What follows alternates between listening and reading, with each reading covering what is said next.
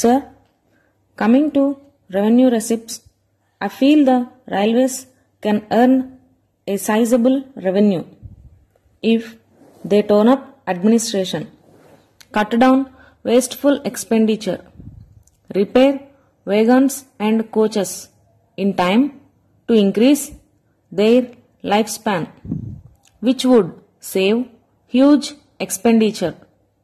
Otherwise, these wagons and coaches would be disposed of as scrap iron.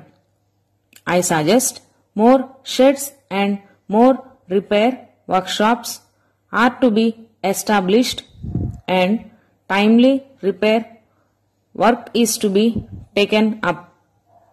The railways should also control thousands of ticketless travelers, and revenue can also increase by checking damage to railway property, wagon breaking and theft by anti-social elements, for which huge compensation is being paid by them. Vast land adjoining railway lines has been illegally occupied, and if this land can be reoccupied and can be properly utilized, then the railways will be able to earn more revenue. Indian Railways received a World Bank loan of $400 million. Besides, the railways have received $190 million as loan for the Asian Development Bank for loco procurement and for importing new technologies, and the Exim Bank of Japan co-financed the loan with $100 million credit.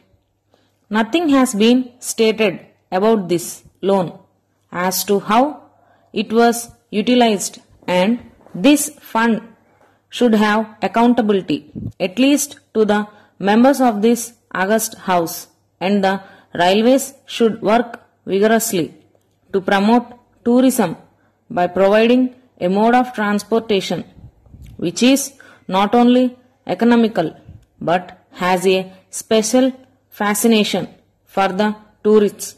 For this purpose, the Honorable Minister will have to work in consultation with the Minister of Civil Aviation and also the states, and this will help the railways to earn more revenue.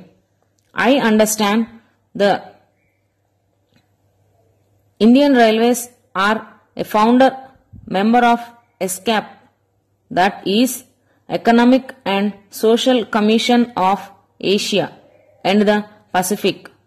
Since the Indian Railways enjoy international cooperation, I would like to know whether this relation has further improved so as to receive more funds from them for overall development of the railways and also for the technological upgradation, modernization of the railway system, and also whether any exchange program for technical assistance has been formulated, as this would considerably help the Indian Railways to improve the existing infrastructure, the technological upgradation of the network, upgradation of the communication network, and computer-based freight operation system, and more computerization of passenger reservations in metropolitan towns.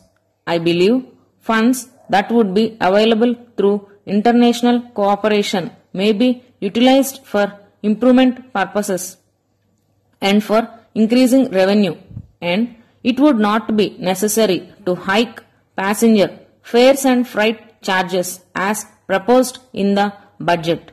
In the annual report and accounts 1988-89 of the Indian Railways, detailed information on research and development has been given on pages 34 to 38. It has been mentioned that the research, design and standard in this body I would like to suggest that in this regard, that is, in technical matters and in connection with the technical improvement and technological upgradation, the Indian Railways should work for research and development in collaboration with IITs, universities and national metallurgical laboratories and other national laboratories under the Council of Scientific and Industrial Research. More research and development centers need to be opened, for which there should be provision in the budget. It should provide funds for further technological developments. Now, Madam, coming to the question of railway safety, I regret to point out that we have not been able as yet to completely eliminate railway accidents or even to substantially reduce them. Only a few days back, the railway minister made a statement regarding a serious accident involving the Dehradun-Bombay Central Express, which took place on the 14th of this month. To my mind, the possibilities of rail accidents can be substantially brought down by an all-round vigilance of the operation staff and by enhancing operational efficiency. I don't know if it is possible to evolve some sort of foolproof arrangement whereby a train moving on the line can receive back positive signal through ultrasonic system about the existence of another moving train from the opposite direction. Such ultrasonic systems are used by navigators in order to protect their ships against accidents with icebergs. Can similar signaling system not be used in trains also, so that accidents can be avoided? The Honorable Minister has mentioned about passenger amenities. At present, the long distance passengers, even in superfast trains, do not get reasonable comforts during their journey. Many unauthorized passengers from the immediate stations without any reservation forcibly get into reserved compartments and disturb the bona fide passengers, and more often the railway staff are unable to provide any relief. This is very unfair and should be put an end to, especially now when there is a steep increase in the railway fares. The railway minister should look into the comforts of passengers. I would like to mention that the passengers should get amenities like having pure drinking water, good food and some entertainment. I have observed in foreign countries that there are film shows or some such entertainment for long distance passengers. I think there should be some arrangements for entertainment here also in the near future. I don't want to take much time of the house, and I think there should be some improvement in the railway catering service, and also some sort of relief must be there for the long distance passengers. Reservation should be properly done.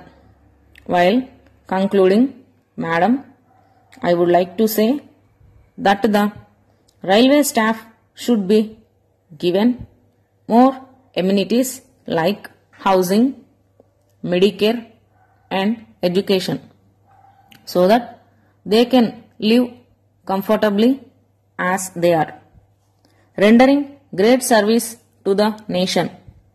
With these words, Madam, I conclude and I thank you once again for giving me an opportunity to speak. Stop.